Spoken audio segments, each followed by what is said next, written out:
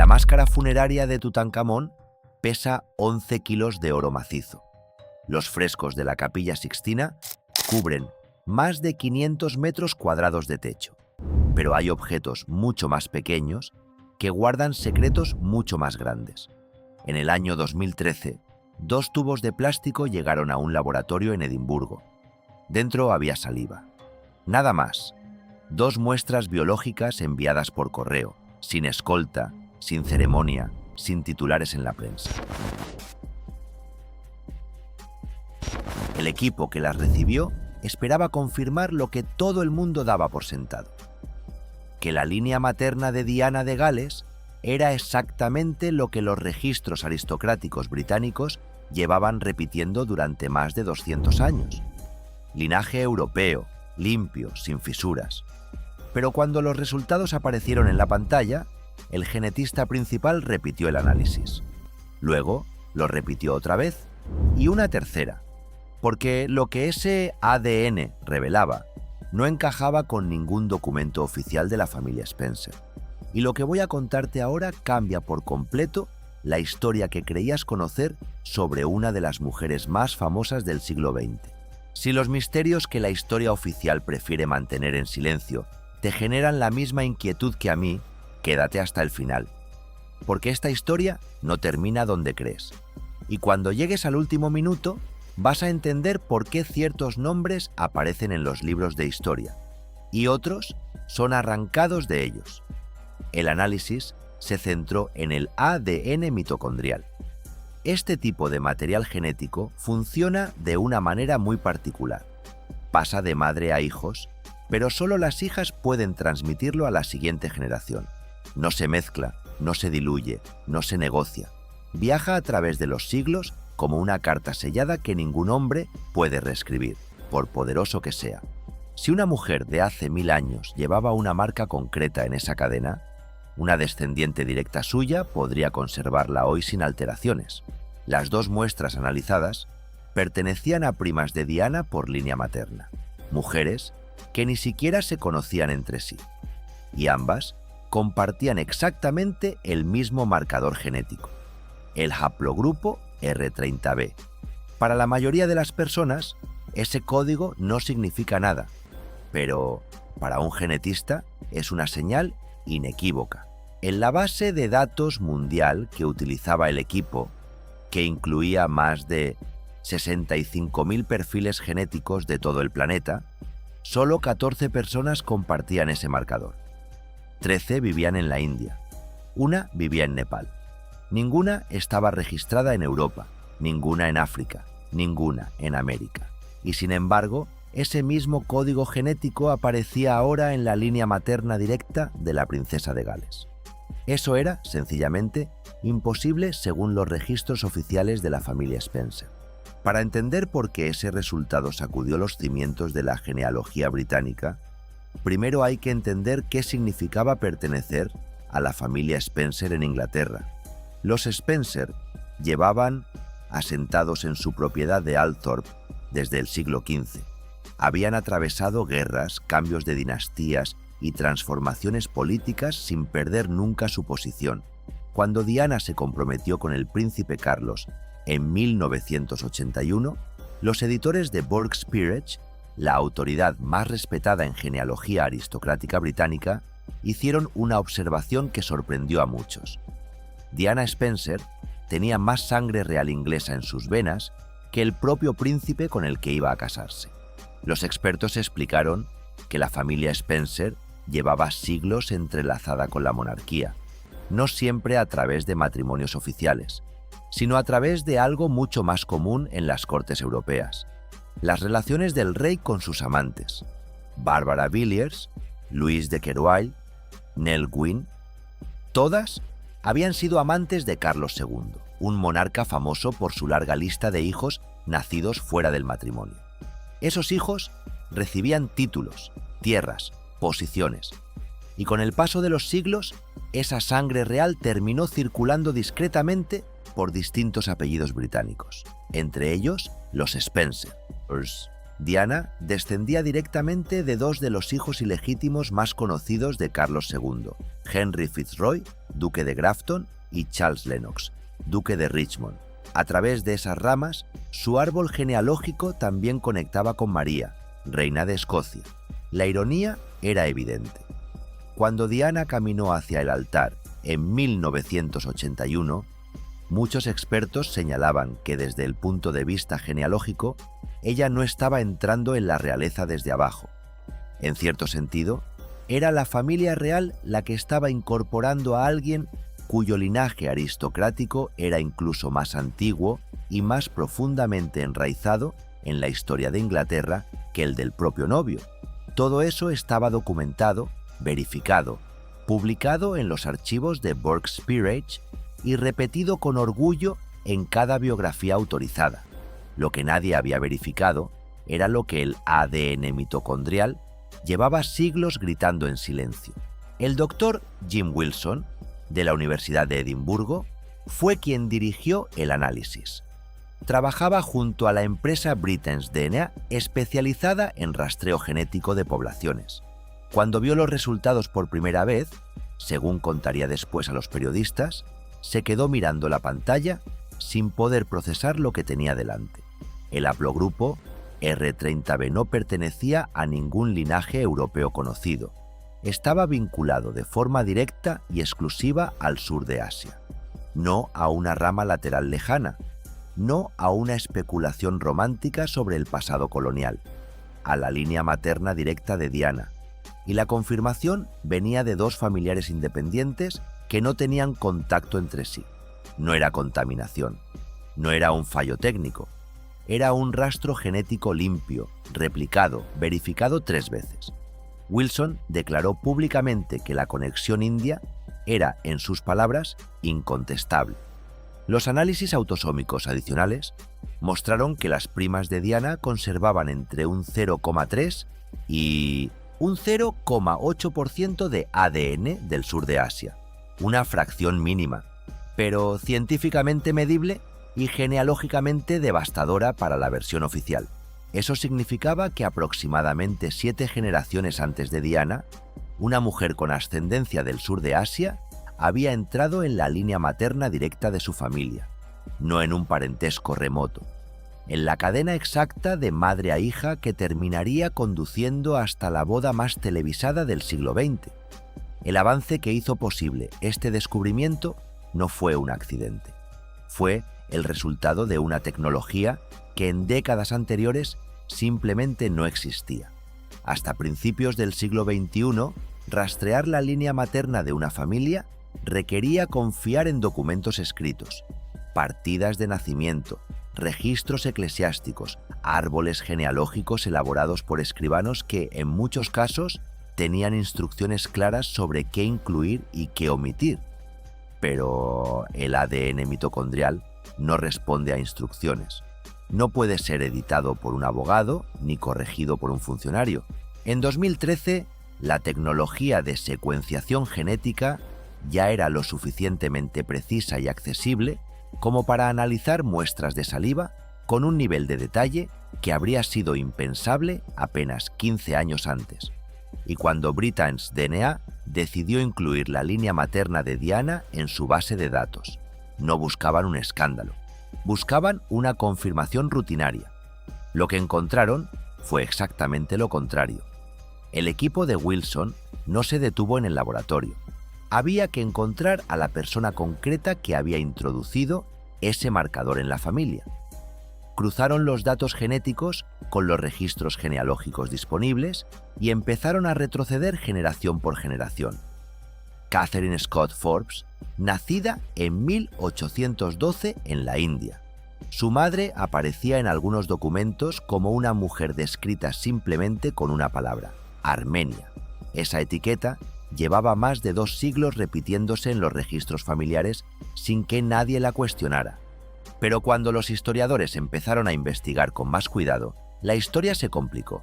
La mujer en cuestión se llamaba Elisa Kewark.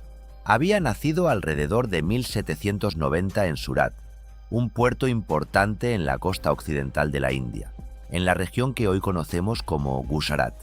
El apellido de su padre tenía raíces armenias, y Eliza firmaba algunas cartas utilizando escritura armenia. Pero el ADN de su línea materna señalaba sin ambigüedad hacia el sur de Asia. En ciudades portuarias como Surat, durante el periodo colonial, era relativamente frecuente que comerciantes armenios formaran familias con mujeres locales. Surat era un lugar extraordinariamente activo. Barcos mercantes de distintas naciones llenaban el puerto. Comerciantes de varios continentes negociaban en calles estrechas llenas de idiomas diferentes. Allí se mezclaban culturas, religiones y familias de múltiples orígenes. En un lugar así, una persona con herencia mixta podía pasar desapercibida con más facilidad que en otros rincones del imperio. El apellido Kiwark se parecía lo suficiente a nombres armenios como Kevork. Elisa hablaba varios idiomas, conocía las costumbres comerciales de la región y en algún momento de la primera década del siglo XIX conoció a un comerciante escocés llamado Theodore Forbes, que había llegado a Surat para trabajar con la Compañía de las Indias Orientales. Forbes era ambicioso, calculador y decidido a prosperar dentro del sistema imperial. Contrató a Elisa inicialmente como ama de llaves. Con el tiempo, su relación fue mucho más allá. Vivieron juntos, tuvieron 2 hijos, Catherine, nacida en 1812, y Alexander, nacido 2 años después. Elisa hablaba varios idiomas, traducía para Forbes, mediaba con comerciantes locales, facilitaba acuerdos. En la práctica, era una compañera esencial en su vida y en su trabajo. Pero cuando la carrera de Forbes empezó a avanzar, la realidad social del imperio se cerró a su alrededor. A principios del siglo XIX, las jerarquías raciales en la India colonial se estaban endureciendo rápidamente. Lo que antes se toleraba en los puertos comerciales empezaba a convertirse en motivo de exclusión en los salones elegantes de Bombay. Tener una compañera con raíces indias podía destruir una carrera entera. Forbes entendió perfectamente lo que eso significaba. Se mudó a Bombay sin Elisa. Empezó a asistir a cenas con funcionarios, a eventos donde las esposas británicas marcaban claramente las fronteras de quién pertenecía y quién no. Construyó una vida pública que no incluía a la mujer con la que había tenido 2 hijos. Cuando necesitaba discutir el futuro de los niños, su educación, la posibilidad de enviarlos a Europa, utilizaba intermediarios. Nunca le escribía directamente. Décadas más tarde, en la propiedad familiar de los Forbes, en Escocia, alguien encontró un paquete de cartas guardadas en un cajón antiguo. El papel estaba amarillento, la tinta era irregular, y muchas estaban escritas en una mezcla de idiomas, con una escritura que no parecía europea. Eran cartas de Eliza. Habían sido dictadas a un escriba parsi, porque su inglés escrito no era lo suficientemente fuerte para redactarlas por sí misma, pero cada carta terminaba con su propia firma en caracteres armenios. Y en esas páginas se repetía una súplica, una y otra vez, durante años. Elisa pedía lo mismo, ver a su hija Catherine una última vez antes de que fuera enviada a Europa. En una de esas cartas escribió algo que resulta difícil de leer sin sentir un peso en el pecho. Pedía permiso para llevar ella misma a su hija y entregársela en sus manos. Permiso. Una madre pidiendo permiso para despedirse de su propia hija. Sabía que si Catherine subía a ese barco, probablemente nunca volvería a verla. Que un océano entero y todo el poder de un imperio se interpondrían entre ellas. Aún así, ofrecía viajar ella misma para abrazarla una vez más. Nadie respondió a esas cartas. En 1820, Theodore Forbes murió en el mar. Su testamento describía a Elisa únicamente como su ama de llaves, ni compañera ni madre de sus hijos. A Catherine la mencionaba con una expresión calculada, hija natural supuesta. Cada palabra estaba elegida para cortar cualquier vínculo legal o social. Catherine tenía 8 años cuando fue puesta en un barco rumbo a Escocia. Una niña nacida en la India que nunca había visto nieve. viajando miles de kilómetros hacia un país desconocido para vivir con familiares que jamás había conocido. Nunca volvió a ver a su madre. Su hermano menor, Alexander, también fue enviado a Escocia, pero su historia tomó un camino distinto. El niño se sentía tan miserable, tan desesperadamente lejos de todo lo que conocía, que finalmente fue devuelto a Surat para vivir nuevamente con Elisa. La familia Forbes permitió que el niño regresara, pero a Catherine la retuvieron. Creció en Escocia, aprendió a hablar, vestir y comportarse como si la India nunca hubiera formado parte de su vida. Se integró completamente en la sociedad británica. Terminó casándose dentro de una familia respetable, pero a través de Catherine, la línea genética de Elisa no se extinguió. Continuó. Catherine tuvo una hija. Esa hija tuvo otra hija. Y generación tras generación, la cadena siguió avanzando en silencio a través del tiempo. Pasaron guerras, pasaron cambios de imperios, hasta que esa misma línea llegó a Ruth, luego a Frances. Y el 1 de julio de 1961, en Park House, en la finca de Sandringham, nació una niña. Su nombre era Diana Frances Spencer. En algún momento del siglo XIX, alguien sentado frente al árbol genealógico de la familia Spencer tomó una decisión. Donde debía aparecer el nombre de Elisa Kewark, donde deberían haberse registrado sus orígenes y su conexión con la India, se escribió una sola palabra: Armenia. Tal vez fue un escribano, tal vez un abogado contratado para organizar documentos genealógicos. Nunca lo sabremos. Pero esa persona entendía perfectamente el peso de lo que hacía. Armenia significaba cristiana. Armenia sonaba cercana a Europa. Armenia no generaba escándalo en los círculos aristocráticos. Reconocer un origen indio era otra cosa. En la sociedad británica de la época, la sangre india dentro de una familia aristocrática podía convertirse en un estigma permanente. Y funcionó. El cambio sobrevivió más de 2 siglos. Registros familiares, certificados de matrimonio, documentos eclesiásticos, correspondencia privada, todo repetía la misma versión. Cuando Diana se comprometió con Carlos en 1981, los documentos oficiales seguían repitiendo exactamente esa historia. La boda se celebró en la Catedral de San Pablo. Más de 750 millones de personas vieron la ceremonia por televisión. Nadie sabía que en el árbol genealógico de la novia faltaba una historia entera. El secreto había sobrevivido guerras mundiales, la caída del Imperio Británico, generaciones enteras de historiadores y genealogistas, hasta que en 2013, 2 tubos de saliva enviados a un laboratorio en Edimburgo hicieron imposible seguir ignorándolo. Cuando los resultados comenzaron a circular, algunos periodistas hablaron con miembros vivos de la familia. Una de ellas era Mary Roche, hermana de Frances Shankidd y tía de Diana. Mary había crecido escuchando las viejas historias familiares en reuniones privadas. Cuando le explicaron lo que el ADN había revelado, guardó silencio durante unos segundos. Luego, respondió con una calma sorprendente. Dijo que durante toda su vida había pensado que tenía antepasados armenios, así que descubrir que también tenía raíces indias le parecía algo curioso, incluso agradable. Su reacción revelaba algo fascinante. Durante más de 200 años, la biología decía una cosa y la tradición familiar decía otra. Ambas historias habían convivido lado a lado durante siglos, sin que nadie notara la contradicción. Y aquí aparece el último giro. El ADN mitocondrial solo puede transmitirse de madre a hijo. Los hombres lo heredan, pero no pueden pasarlo a la siguiente generación.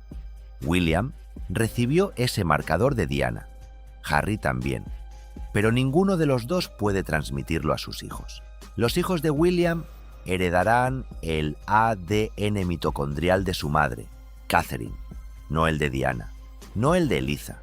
Eso significa que la línea genética exacta que comenzó hace más de 200 años en un puerto de la India terminará con los últimos hombres que aún la portan. No desaparecerá por un escándalo, ni por una tragedia, ni por un secreto revelado. Se apagará de forma silenciosa, como ocurre con tantas historias humanas cuando la biología sigue su curso. Durante generaciones, Eliza Kewark fue eliminada de los registros.